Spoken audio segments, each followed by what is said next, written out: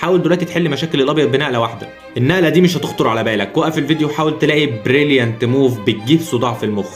هعتبرك وقفت الفيديو. النقله هي بوم بيشوب على الاي 5.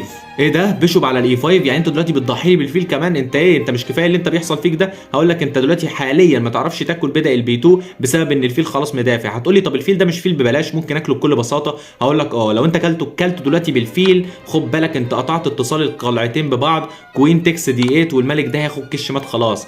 هتقول لي خلاص انا مش هاكل بالفيل، مش ممكن اكل بالروك دي مثلا، او اسيب الروك دي على السابع، ممكن اكل مثلا بالروك ديت. هقول لك خد بالك انت هنا قطعت اتصال الفيل عن بيدا الجي 7، فهاكل هنا بيدا الجي 7 بتشيك ميت.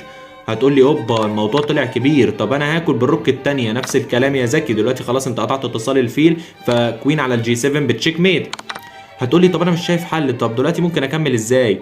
انا دلوقتي عمال افكر معاكم، يعني حرفيا النقله ديت ملهاش اي حل يا جماعه. بيشوب على الاي 5، انت داخل مزود الضغط هنا، عايز تقطع اتصال الفيل عن البيدق وعايز تديله التشيك ميت، وهنا الابيض احسن بكتير في البوزيشن ده. هتقول لي طيب ايه بيست موف اللي الاسود على الانجن هنا؟ بيست موف الاسود هنا على الانجن من كتر ما البوزيشن وحش ان هو يضحي بالوزير بتاعه في روك. ولما تاكل بالوزير خد بالك انت لسه طالب كش مات، فلو اكل هنا بالروك هنا انت هتاكل الفيل بتاعه. وهتقول لي خلاص مش هياكل بالروك. لو اكل بالفيل ساعتها انت بتقطع اتصال الروك وباكل هنا بكش، والابيض هنا بيخسر من كل حته. قول لي بقى ايه رايك في النقله اللي بتجيب صداع دي؟